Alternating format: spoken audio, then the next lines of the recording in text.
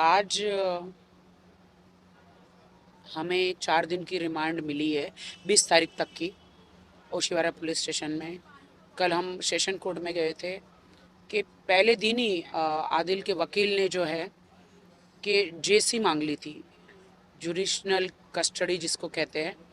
इतिहास में कहते हैं पहली बार ऐसा हुआ है कि पीसी नहीं मिली और जेसी मिल गई। वो सब लोग शॉक थे, सारे वकील सब लोग शॉक थे। कोर्ट में पीपीए गोपीचंद जी से लेकर फाल्गुनी, अशोक जी, सब लोग शॉक थे। फिर अशोक जी की एंट्री हुई, पीपीए की एंट्री हुई, और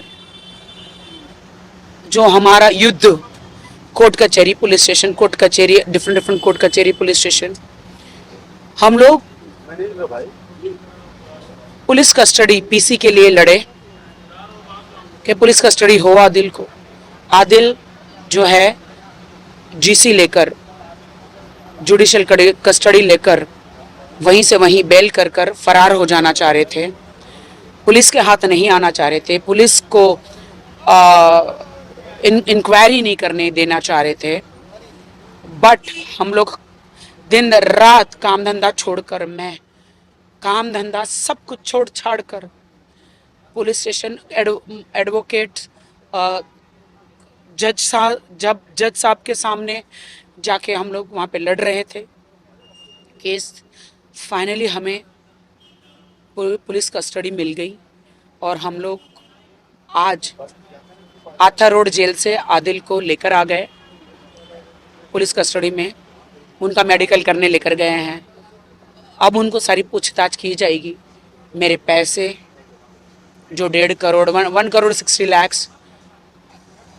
दूसरे 10 लाख का घपला है जो इस पुलिस स्टेशन में नहीं बन सकता, वो कहीं और पुलिस स्टेशन में बनेगा। और भी बहुत 3-4 केस है जो मैं गई नहीं हूँ, मेरे पास समय ही नहीं है वो करने के। पहले ये केस तो ख़त्म हो यहाँ का। तो आज पुलिस कस्टडी मिली है, अब सारी इंक्वायरी होगी। थोड़ा सा सुकून मिला है, हम लोग लड़े हैं, विक्ट्री हुई है। राखी जी, इनके वकील ने जब आज एंटर कर रहे थे कोर्ट में, उसके पहले मीडिया से सबसे बड़ी बात की थी कि उनके तरफ से कुछ कॉल्स आ रहे हैं, उनकी माताजी को कॉल्स आ रहे हैं, काफी कुछ बोला है उन्होंने। क्या लगता है किस तरफ से उनके, ये कितनी सच्चाई है इस बात पे?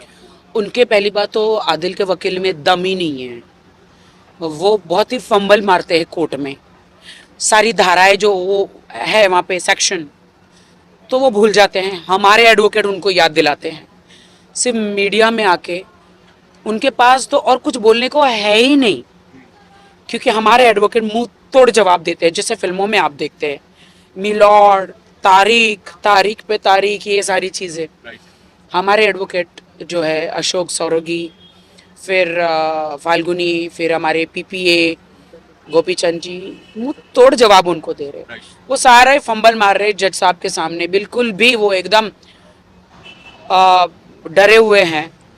तो उनके पास कुछ है ही नहीं बोलने को, इसीलिए वो मीडिया ने घेर लिया, तो कुछ तो बोलेंगे ना, इसलिए वो झूठे इल्ज़ाम डाले हैं।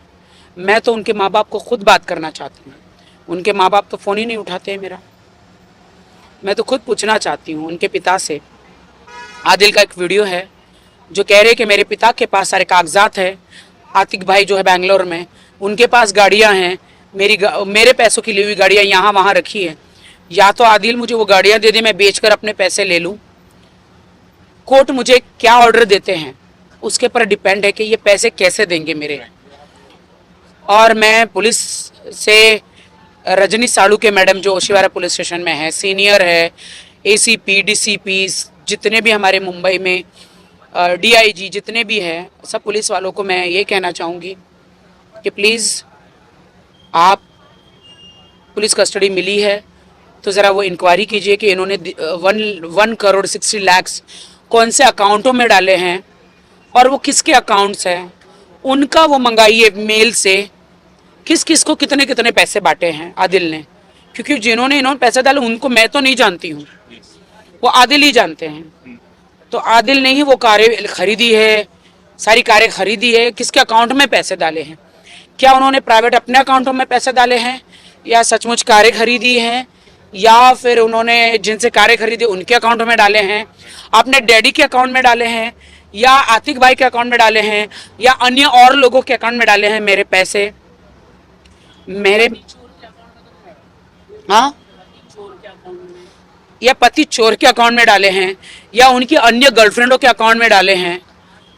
आदिल, मेरे जेवर जो मेरी माँ ने मुझे बनाए थे मेरी शादी के लिए, मेरी जिंदगी के लिए, आदिल उस दिन तुम्हारी आंख में आंसू था कि राखी तुमने अपने जेवर बेचकर, तुम्हारा लाइफ इंश्योरेंस निकाल कर, 75 लाख वो मेरा लाइफ का इंश्योरेंस, और 70 लाख 60-70 लाख में मेरे जेवर बेचकर मैंने आपके लिए बिजनेस में डाले। आप रोए थे उस दिन। आदिल, भूल कैसे गए? तुम दुनिया से झूठ बोल सकते हो, अल्लाह से नहीं। तुमने कहा 1 साल में मैं पैसे दे दूंगा, उसके बदले 1 साल के ऊपर हो गया। आप मानने के लिए तैयार नहीं है।